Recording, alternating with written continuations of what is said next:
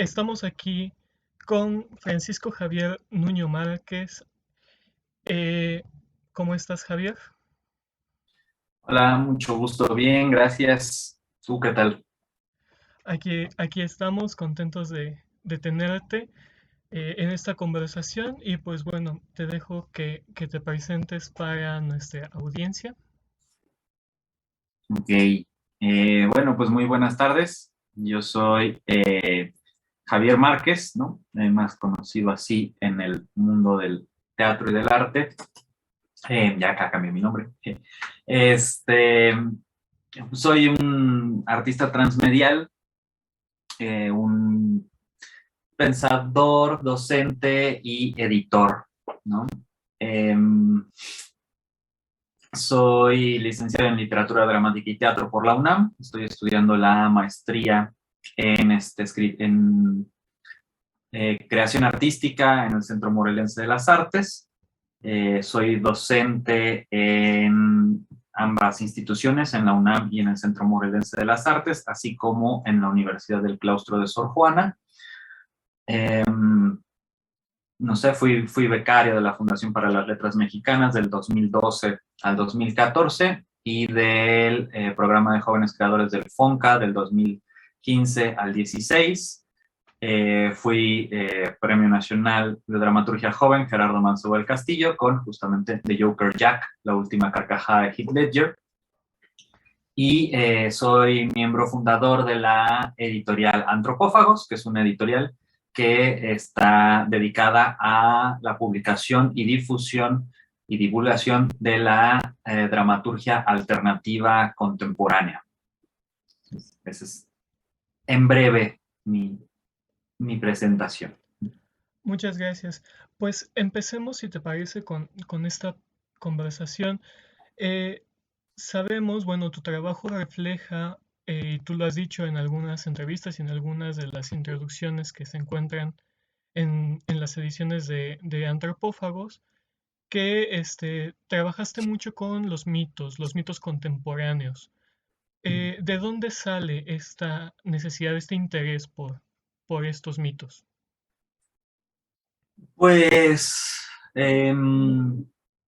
como tal, creo que es también una forma de reconocimiento del contexto en el que estamos, ¿no? Bueno, en el que estoy, en el que fui también criado, ¿no? También bajo la idea de Giovanni Sartori, que habla de los videoniños, ¿no? Yo soy un videoniño. Fui criado por también, por la televisión, por los cómics, ¿no? Por la cultura de masas, por la cultura pop en ese sentido. Entonces, de pronto, pues, empecé a interesarme por el trabajo primero con los mitos en el sentido pues, más clásico, ¿no? Empecé trabajando también con la idea de Caín, ¿no? Después me fui, bueno, antes había trabajado con la idea también o con el mito de William Shakespeare, ¿no? Pero digamos como que no terminaba de tener esta conexión pues entre mi obra, ¿no? Y mi existencia, ¿no? Entonces, fue a partir sobre todo de la obra de Fausto in Fausto o Conversaciones de Michael Jackson ante el cráneo del hombre elefante, ¿no? Que yo pude empezar, me aventé, ¿no? A escribir sobre el mito de mi infancia, ¿no? Que es Michael Jackson, o la imagen que más me significaba en la infancia, que fue Michael Jackson.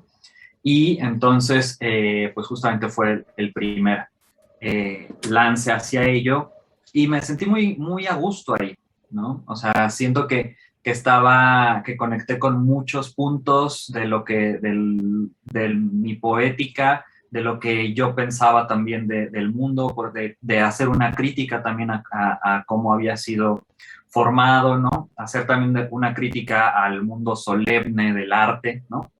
En ese sentido. De esa obra había mucha gente que salía muy molesta porque justamente cómo se nos había ocurrido poner a Michael Jackson con Fausto, ¿no? Porque no podían ponerte el título completo en la cartelera principal, entonces era Fausto in Fausto, ¿no? Fausto dentro de Fausto, pero también aprovechando la sonoridad del Fausto e infausto, ¿no? En el sentido de esta mala suerte. Y entonces mucha gente llegaba sin la idea de Michael Jackson ahí y se confrontaba con eso y se enojaban bastante. Y pues de alguna manera fue también la reacción que tuvo mucho la gente cuando llegó el pop art, ¿no? Con Andy Warhol, etcétera, que tiene que ver con eso, ¿no? O sea, estamos en una realidad que también tiene sus propios mitos, ¿no? Es decir, sus propias imágenes que sustentan, actualizan y ratifican el modelo de realidad en el que nos encontramos, ¿no? Y justamente, pues digamos, inmediatamente de esta experiencia de Michael Jackson, empecé a escribir también de Joker Jack, ¿no? Justamente bajo pues también estas nociones, varias ideas ahí, ¿no? O sea, creo que, como decía en aquel entonces, el Joker nos explica muy bien o expresa muy bien el tipo de personas que somos el día de hoy y a su vez postula algunas posibilidades, ¿no? Y también con toda esta posibilidad de hacer un juego de espejos entre realidad, ficción, ¿no? En ese sentido de qué fue lo que le pasó a Heath Ledger, es una leyenda lo que le pasó, o sea, evidentemente sí muere Heath Ledger por una sobredosis, pero esta cuestión de fue el Joker quien lo mató, ¿no? Etcétera. Y también, pues también una especie de crítica de alguna manera a esta actoralidad estadounidense, ¿no? De meterse en el personaje hasta llegar a estos extremos, ¿no? De incluso la muerte, ¿no? No ha sido el único que le ha sucedido eso a Heath Ledger, ¿no? Creo que de las primeras pues fueron Marilyn Monroe y también James Dean, ¿no? O sea, les pasó este no poder controlar la realidad, la ficción, la producción del espectáculo, ¿no? Etcétera. Entonces, de ahí empezó como un poco y así me fui desarrollando hasta pues ahora, ¿no? Ahora sigo trabajando con otros mitos, más desde una visión posthumana y tratando de hacer deconstrucciones de mitos de la modernidad, que todavía están muy vigentes y presentes en nuestra realidad cotidiana. Muy bien. Y ahora me gustaría que habláramos un poco de el proceso, porque evidentemente existe una investigación, existe un conocimiento de los mitos previamente, ¿no? Y también de cómo es que han llegado justamente a este estado de mitificación, pero cómo eso se configura ya a una dramaturgia, porque también tu dramaturgia va muy ligada a justamente cómo se presentan estos mitos hacia el espectador, ¿no? Ujú. Pues creo que, o sea, parte mucho, yo tomo esta noción de mi maestro Mauricio Cartún, de la imagen generadora, ¿no? O sea, hay una imagen que se produce, que por imagen no solamente me refiero a algo visual, sino algo áptico, algo táctil, algo sonoro, ¿no? Olfativo, etcétera. A partir de ciertas, pues no sé, o sea, ciertos detonantes, ¿no? Yo recuerdo mucho que parte de la imagen generadora era un maquillaje corrido, ¿no? Blanco cosa más, y también el negro de los ojos. Era como parte de la imagen generadora de The Joker, pero también era como este ver a través del maquillaje, ¿no? Entonces era como el maquillaje blanco, pero con cierta transparencia y dejar ver la otra, la piel, ¿no? Entonces, pues de ahí empezó como todo esto, evidentemente va igual bajo la lógica e idea de Joker, ¿no? Y también mucho la memoria de que cuando falleció Heath Ledger, ¿no? Yo vivía en aquel entonces todavía con mi mamá y nos despertábamos muy temprano y ella veía las noticias y entre eso me dijo, ¿ya viste que se murió este muchacho? Y dije, ¿quién? Y ya vi, o sea, entre que medio iba despertando, vi la noticia, dije, no, o sea, ¿cómo, no? O sea, está muy chavo, ¿qué pasó? Etcétera, como que en esa sensación también de suspensión de la realidad, ¿no? De ahí también tomé mucho a nivel de memoria, ¿no? Y ya después recordé también que en aquel entonces había esta leyenda de que el Joker había matado a Heath Ledger y también hubo toda una investigación de que Jack Nicholson lo había presionado y fui como atando esos cabos, ¿no? Sí suelo hacer un periodo de investigación, ¿no? De este fenómeno, más justamente una investigación muy intuitiva, ¿no? O sea, cero académica, cero rigurosa en el sentido de decir, ah, no, ahora tengo que hacer esto, sino empiezo a pescar de aquí, si no me da, suelto, ¿no? O sea, no me interesa, suelto, entonces, y empiezo a pescar por otro lado. Y a conjuntar también, ¿no? O sea, evidentemente volví a ver las películas, traté de sacar cuestiones de ahí, mucho también de lo que pienso es que en este tipo de casos, justamente la fidelidad de la dramaturgia no es hacia la historia, ¿no? La historia como ciencia, ¿no? Sino hacia la propia dramaturgia y producción del dispositivo poético, ¿no? Entonces, si Jack Nicholson la habló o no la habló, no me importa, funciona a nivel dramatúrgico, funciona a nivel de creación de este mito, ¿no? Etcétera. ¿Por qué? Porque sí fue algo que circuló por el imaginario de aquella época, ¿no? Que Jack Nicholson sí lo había presionado, que Jack Nicholson se sentía el Joker, ¿no? Entonces, como todo ese tipo de cosas, ¿no?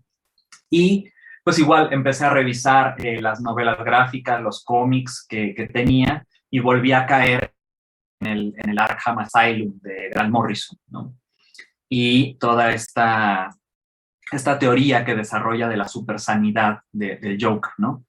Y digamos, creo que fue lo que más me prendió en ese momento, creo que unía muchos de los puntos que yo estaba indagando y de ahí lo tomé mucho también, pensando y teniendo, digamos, de referencia dramatúrgica teatral, ya después en cuanto a dispositivo dramatúrgico, el cuarteto de Müller, ¿no? El cuarteto de Heiner Müller, ¿no? De hecho, por ahí una persona sí identificó la referencia y dice, esto no es un cuarteto, es un sexteto, ¿no? Y sí, ¿no? O sea, en este sentido de dónde se pierde el juego, la actuación, se toma una posesión de este personaje, ¿no? Este personaje es una esencia que anda saltando, ¿no? De cuerpo en cuerpo, o es una imagen, es una autoposesión, ¿no? Etcétera. Y después no conocía una de las de los cómics que había escrito Morrison para el Joker. Y bueno, en esa época lo leí y ahí justamente viene toda esta transformación del Joker o cambio de personalidad del Joker en sí mismo. Y me pareció fascinante y lo demás también fue como tejerlo en cuanto a nivel discursivo, ¿no? Bueno, sí, están padrísimas las imágenes, pero ¿qué conmigo? ¿No? O sea, ¿qué conmigo de estas imágenes? Suelo, después de hacer una investigación como muy, te digo, intuitiva, voraz, ¿no? Porque justamente es como, ah, sí, ahora esto otro, ¿no? Y empiezo a pescar, suelo hacer un periodo que yo le llamo de olvido. Es decir, que descanse el material, tengo notas, suelo no hacer tantas, ¿no? Si llego a anotar solamente imágenes, ¿no? Entonces, lo suelto, ¿por qué? Porque también es un periodo en que se depura ese material que yo investigué, ¿no? Y es en el momento en que más me puedo relacionar también con lo que queda de ese material, ¿no? Entonces, suelto un rato y después, ok, hay algo de intuición igual, no puedo decir que específicamente qué, ¿no? Me dice ya, ahora es cuando puedo empezar a retomar el material y entonces ahí es donde ya empiezo yo a verlo con una mirada crítica y a relacionarme con él, ¿no? Entonces, dentro de todo esto, esta frase de la película de Nolan, ¿no? De, muere joven, ¿no? Y serás un héroe o vive lo suficiente para convertirte en un villano. Dije, es el mito de la juventud y es el mito de la vejez, ¿no? En lo contemporáneo, o sea, justo, ¿no? O sea, te mueres joven y te ensalzan mucho, ¿no? Por lo que pudo ser, y es algo que ya había explorado también en Caín y Abel, ¿no? Bueno, en la obra de Caín, o sea, Caín, que Abel se vuelve todo este signo de bondad y nobleza y demás por lo que pudo ser, no por lo que fue, ¿no? En sí. Y Caín también vive lo suficiente para haberse convertido en villano, ¿no? Igual pasaba acá, ¿no? Entonces era algo que yo decía, bueno, es un eco ahí que tengo con las obras, con los temas, y decidí también indagarlo ahí, ¿no? También, pues, hacia el mito de lo joven, lo viejo, y entonces también hacia la persona, ¿no? O sea, el Joker, ¿no? Desde esta figura de baraja que puede ser intercambiable, o que puede significar otra, y que de ahí Grant Morrison toma para la idea de la super sanidad, ¿no? O sea, el Joker puede ser una baraja, un número y naipe distinto cada día.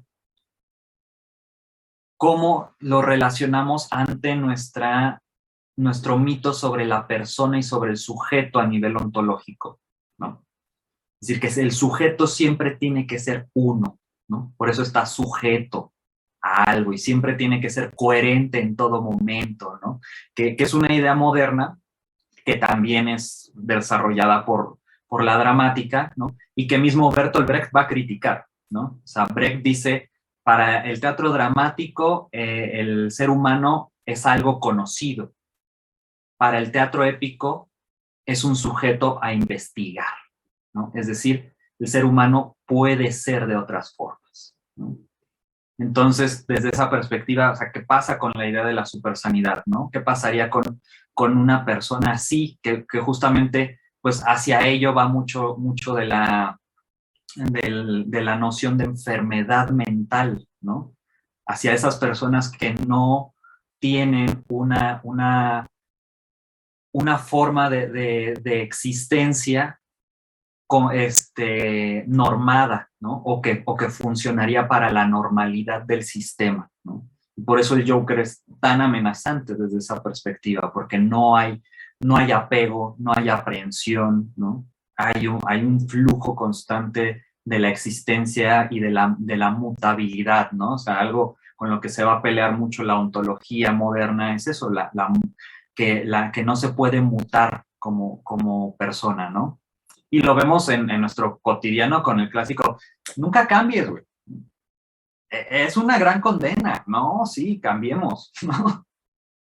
Que es algo que tú también mencionaste en la obra, ¿no? O sea, todo es transitorio, dices en uno de los momentos finales. ¿Cómo ves, digamos, la percepción del personaje ya más allá de los actores? Has hablado de esta mutabilidad, pero justo el cómo es que tú sientes o cómo es que tú percibes la recepción de distintos Jokers y que además sí se busca hasta cierto punto fijar la idea, ¿no? Porque salió poco después el de Jared Leto y todo el mundo lo criticaba por lo distinto que era. Entonces, ¿cómo se enfrenta justamente el concepto de un personaje tan mutable a una sociedad que preferiría encasillarlo? Pues mira, Iván Arismendi me dijo una vez, después de justamente ya ver todo o sea, que había pasado el Joker de Leto, venía el Joker de Phoenix, ¿no? Dijo Iván Arismendi, es que el Joker es el nuevo Hamlet, ¿no? Y lo decía por justamente los actores que querían como probarse ante ese personaje, ¿no? Ante ese ícono y ese mito que se generó, pero también creo que va relacionado al asunto de que Hamlet es un arquetipo de la modernidad, ¿no? Entonces, yo sí podría decir a este punto, Joker es un arquetipo de nuestra época, ¿no? De lo contemporáneo, no solo de lo posmoderno, sino de lo contemporáneo, ¿no? Es un personaje que está ratificando una y otra vez, o que está buscando ratificar una serie de conductas, ¿no? De variabilidad, de mutabilidad, de flujo, ¿no? Etcétera. Entonces, yo lo vería desde esa perspectiva incluso mítica, ¿no? O sea, los mitos necesitan sus versiones, ¿no? Si no pasa lo que pasa con el mito cristiano, que se literalizó, se historizó y se volvió un dogma, pues, férreo, ¿no? Y cerrado en ese punto.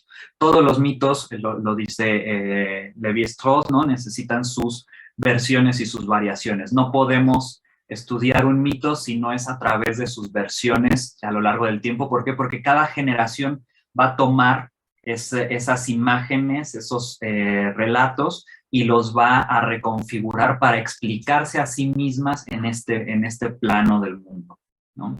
Entonces, yo creo que el Joker está buscando, se está convirtiendo todavía más fuertemente en un mito, y lo que está, porque también es un mito que es una puerta de salida también, ¿no? Es decir, es el villano, ¿no? De entrada ya ahí hay una oposición a una cierta moralidad, ¿no? Pero a su vez tiene toda esta transformación de las personalidades, esta libertad de ser, de existencia, ¿no? Puede ser muy violento, puede ser muy tonto, ¿no? Etcétera. Entonces creo que eso es una puerta de salida, pero es una imagen que se está utilizando para explicarnos a nosotras mismas, ¿no? No por nada, en ese sentido, la última película con Phoenix quieren darle esta lógica realista, bueno, naturalista, ¿no? En sí, porque el personaje no tiene opción, no tiene salida, es naturalismo puro, ¿no? Lo que presenta ahí en esa película. Entonces, quieren darle esta lógica, ¿no? ¿Para qué? Para tratar de, justo como dices, como aterrizarlo a alguna idea y demás. Yo fui a ver esa película por Joaquín Phoenix y no pensé, o sea, traté de no pensar en Joker, ¿no? Porque dije, o sea, el Joker para mí es más ese Joker de Alan Moore, ¿no? Que tiene este origen de opción múltiple, como también lo trabaja Nolan, ¿no? Que esta cuestión tal cual de es el origen, ¿no? Porque pues, es muy victimizador, genera también una cuestión de odio ahí también, ¿no? Entonces, creo que hay otras posibilidades del Joker en sí mismo, ¿no? Y de las últimas presentaciones del Joker que ha sido a través, bueno, cinematográficamente, ¿no? Otra vez con Leto en Justice League, ¿no? Al final, pero también a través de los videojuegos o de los cómics que siguen, ¿no? O sea, la gente piensa que el Joker de Ledger era muy violento y no han conocido al Joker de Death of the Family, ¿no? Siquiera, ¿no? Entonces, bueno, también qué es lo que puede desarrollarse todavía con este mito, pues es algo interesante. Ahora, también es un mito justamente objetual, ¿no? Como lo diría Terence Moix en su historia social del cómic. Es un mito que deviene de una sociedad materialista y capitalista, ¿no? En el cual hay conciencia de la producción y por lo tanto hay mayor direccionalidad de la producción de la imagen del Joker, ¿no?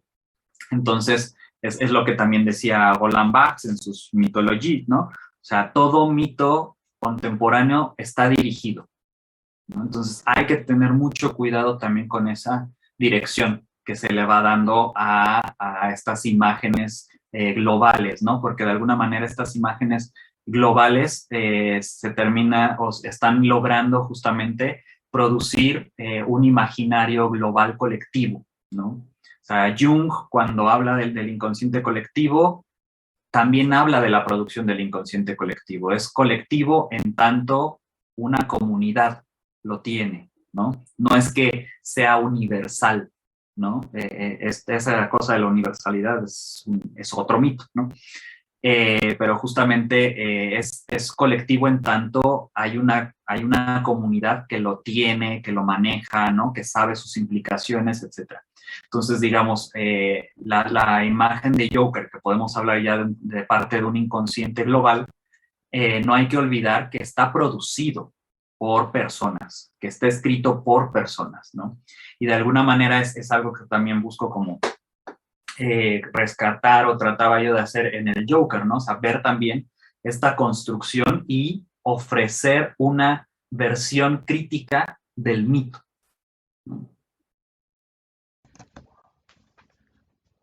Hagamos un ejercicio de imaginación. No escribiste el Joker, no ganaste el Mancebo del Castillo en ese año, te propones a escribirlo hoy en día. ¿Qué temas lo permean? ¿Qué cambiarías, por ejemplo? ¿O qué dices, esto es inamovible de la dramaturgia que hice hace estos años? Uf, pues no sé, creo que sería otra cosa, soy otra persona. Eh, lo escribí en 2012, mm, hace 9 años. ¿Qué temas serían?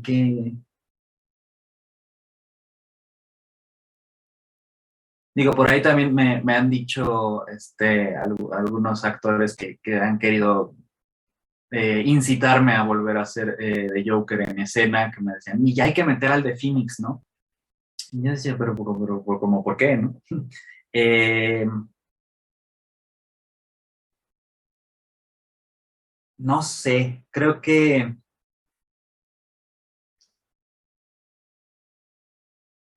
sería más incendiario, ¿no? En el sentido, sí, de hacer un cuestionamiento más fuerte sobre lo humano y sobre todos estos mitos de la persona, la personalidad, la identidad, ¿no? La sanidad mental, etcétera. Creo que sería todavía más incendiario. Digo, pensando en que no lo escribí, ¿no? Y que apenas lo escribiría.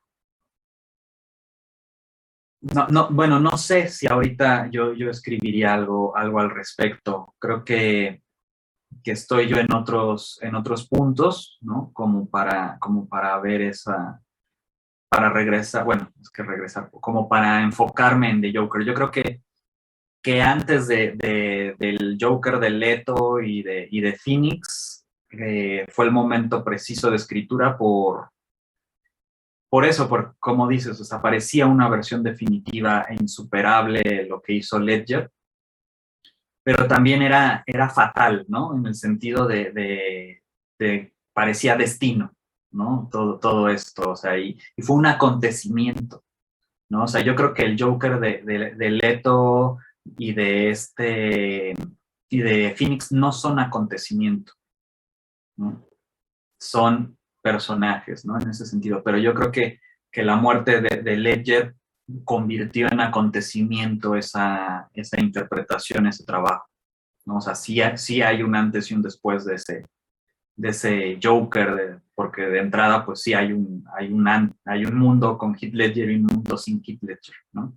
Y no por ensalzar a la persona de Heath Ledger, sino que, o sea, es una persona que por desarrollar este trabajo artístico, pues tuvo una serie de secuelas mentales, psicológicas, biológicas, que lo llevaron hacia la pronta muerte, ¿no? Entonces también, ¿qué tan sano? Yo cuestionaría mucho siempre lo he cuestionado mucho esa metodología actoral y tal vez por ahí yo lo cuestionaría aún más, ¿no? O sea, ¿qué tanto es esta idea del genio en el arte y qué tanto la persona tendría que entregarse por el arte? ¿Es el arte algo superior realmente a la persona? ¿O vale más la pena la conservación de la persona que la producción del arte? Bueno, sí creo que quedaría una obra mucho más incendiaria y quién sabe si te ganarías el mancebo con esos temas. Yo creo que no, bueno, ya estoy ya estoy fuera, ¿no? Del límite ahorita del mancebo, ya ahorita el mancebo es hasta los 30, entonces yo ya estoy fuera. Si siguiera como en aquel entonces hasta los 35, todavía estoy un poco adentro, pero, no creo, bueno, no he ganado otro premio no porque no quisiera, ¿no? Sino porque justamente también sé que hay temáticas, formas escriturales, etcétera, que no van con las instituciones y pues de plano me abstengo de participar, ¿no? Joker tenía justamente creo que esta forma eh, que pudo mediar entre lo tradicional y una propuesta más arriesgada, ¿no? Es decir, justamente en su prólogo en el libro, Enrique Olmos habla de que la mayoría de las obras eran sobre una pareja y una televisión, ¿no? Y hace una crítica muy fuerte a eso. Y después yo recuerdo que una compañera, Laura García, le dijo a Enrique, o bueno, ¿y ya te diste cuenta que el Joker también es una pareja y una televisión? ¿No? Y es eso, ¿no? O sea, como mantiene algo de lo tradicional, una noción de personajes, si bien que se desdoblan, que está esta ambigüedad entre la realidad, la ficción, mantiene esta idea de personajes, ¿no? Mantiene una línea de inicio, desarrollo, clímax, desenlace, ¿no? Y yo creo que más bien abre al final otro tema Joker, ¿no? Ya para acabar, Javier, y agradeciéndote mucho por esta conversación, ¿qué pregunta te hubiera gustado que te hiciera y que no te hice? Uf, eh,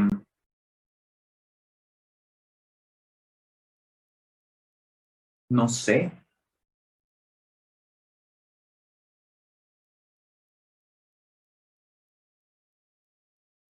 no sé, creo que no pienso ahorita sobre The Joker en ese sentido. Bueno, tal vez ahondaría un poco en esto que creo que no terminé de responder, ¿no? Que fue un poco de la forma del Joker, la forma de presentación dramatúrgica, ¿no? Que es esta dramaturgia visual, ¿no? Eh, que evidentemente también toma muchísimo de lo que es el cómic, pero también de la idea de la poesía visual, ¿no? Y sobre todo la poesía semiótica de Piñarati, donde, o sea, al inicio no se dice personaje, se dice código, ¿no? Y son códigos tipográficos. Esta tipografía corresponde a tal, ¿no? Que solamente cambia de color y cambia, digamos, hace el desdoblamiento de personaje. Pero que también es una incitación a problematizar el código, ¿no? Y a abolirlo de pronto. Es decir, es un código que creo que no se podría utilizar en otro espacio, en otra obra, es solo para esta, pero a la vez, pues justamente, digamos, de esta estabilidad, ¿no? De cuando Heath Ledger, que es esta tipografía, está en negro, es Heath Ledger, cuando está en verde es el Joker Ledger, ¿no? Pero el momento de transformación, creo que justo también con el último actor que trabajé para la lectura era de la parte más rica, ¿no? Porque justamente está en verde y negro. Entonces, como es una forma que si bien es una forma de acotar, digamos, ¿no? En muchos sentidos, eh, es una forma detonante, ¿no? Para los actores, las actrices. O sea, yo lo pienso así y así también lo empecé a desarrollar, ¿no? O sea, a mí me detona más y me provoca más esto desde la visualidad y la puesta en página que una acotación de enojado, triste, ¿no? Etcétera, sino que tiene un poder mayor. ¿Por qué? Porque es sensorial, ¿no? Es textura, es color literal, ¿no? Es forma. Y entonces eso, al leerlo, cómo impacta en el cuerpo y al pensar el cómo transitarlo corporalmente, también se vuelve bastante interesante, ¿no? En esos términos. Y bueno, y todo esto también pues entremezclado con ciertas imágenes que pues daban más, por ejemplo, las danzas de Harley Quinn, ¿no? O sea, que es dar texturas, dar formas, dar más material fuera de la palabra, ¿no? O sea, creo que la dramaturgia es un fenómeno que requiere un pensamiento un intermedial en sí, o sea, se trabaja no solamente con lo lingüístico, se escribe el espacio, se escribe el tiempo, se escriben las texturas, los cuerpos, ¿no? Las afectividades, etcétera, etcétera, los sentimientos, todo eso se escribe, ¿no? Y creo que de pronto el pensar que eso es, que lo puede atrapar la palabra, es limitar a la propia dramaturgia, ¿no? Creo que hay otras formas en que podemos incitar a todo ello, para que también, pues, algo que sí, digamos, no puedo separar de mi formación, que fue justamente literatura dramática y teatro, ¿no? Es que también la dramaturgia es un fenómeno completo por sí mismo. O sea, la dramaturgia en sí yo no creo que requiera la escena para su validación. Una obra, una dramaturgia potente, la terminas de leer y sientes que hubo una experiencia completa en eso, ¿no? Que después, cuando sucede en escena, que esto es algo que también yo aprendí muy pronto, cuando sucede en escena es un trabajo colectivo, ¿no? Ya no es solamente mi texto y que tiene que quedarse ahí, ¿no? Y que tiene que respetarse a rajatabla. No, es un trabajo colectivo, ¿no? En donde cada que toman mis textos también es eso, es parte de mi trabajo, está ahí, pero no buscaría yo que fuera impositivo, ¿no? Sino todo lo contrario, de pues, tomen lo que funciona para lo que quieren hacer y colaboremos desde esa perspectiva, ¿no?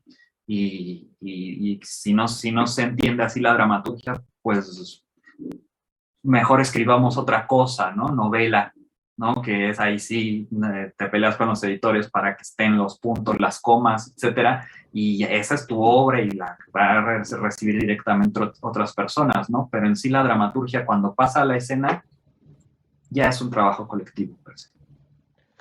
Pues bueno, este, ya para ahora sí, darle un punto final a este encuentro que me alegra mucho que hayamos podido concretar.